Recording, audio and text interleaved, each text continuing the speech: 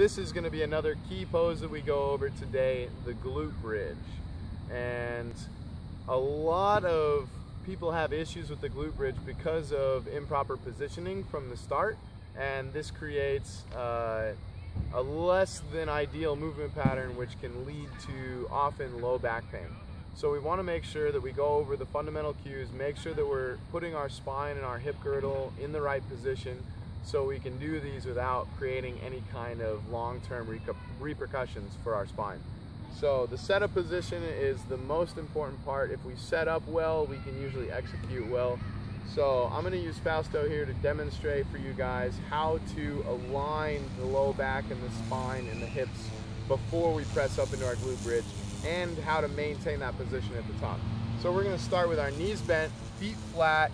Doesn't really matter the distance, we just want to make sure that the heels are close to the hips here. It's going to vary a little bit depending on some different variables, but our feet are hip width apart, lined up with our hip bones. Our toes are at least neutral or slightly out if we want. Spreading the feet, creating good contact points with the bottom of the foot, gripping the floor, making sure that we're not letting the knees buckle or cave in here, and creating a strong, stable base for the bottom part of our glute bridge. Once we have that, we work into the pelvis and the low core. So again, you're going to hear this a lot. We're going to go from that extended position here to a neutral pelvis by adding that posterior pelvic tilt. Like if we're a dog, we're trying to tuck our tail between our legs, engage our glutes, and flatten out that low back.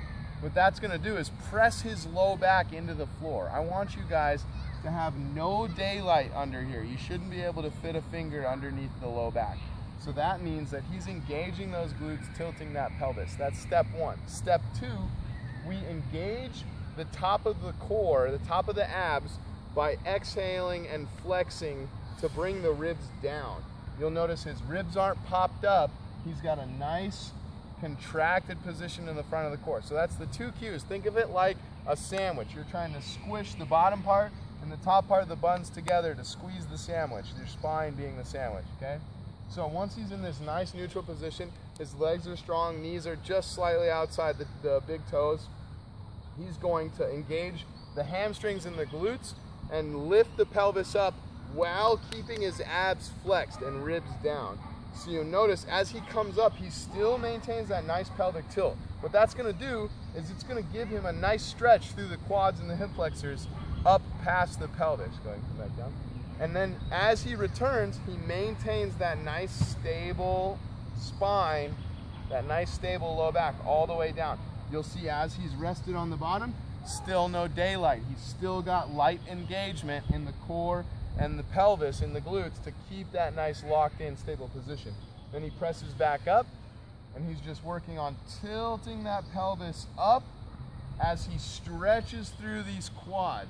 What you don't want to do is lift the rib cage. Go ahead, Fausto, and kind of pop the rib cage up. You'll notice how he's flaring here in the spine. He's got a little bit of a bend and his rib cage is lifted. Watch this little adjustment as he exhales and brings the ribs down. Now his core is engaged and he's got a straight line from shoulder and chin, through pelvis, through knee. Nice straight line. And then he comes back down, keeping the spine in that nice stable straight line all the way down. Still maintaining ab engagement, pelvic tilt in the bottom, pressing back up, and really focus on pressing through the glutes, pressing through the hips to get that stretch on the quads. The more you exhale, the more you draw in your low belly button, the more you'll create a stretch on the top end of the psoas and the iliopsoas and the iliacus, some of those posterior abdominal wall hip flexors that come up to the rib cage. If we really exhale and pull the space between the rib cage and the pelvis away from each other, we'll get a stretch on a lot of those muscles that get crunched down and shortened and passive in this sitting position all the time. So this is a really easy way to engage, strengthen the posterior chain, the glutes, the low back, and the hamstrings, and also at the same time stretch out these tight quads and hip flexors all the way up to the rib cage. Beautiful exercise that we can progress over and over, but master these fundamentals first. Thanks for checking in.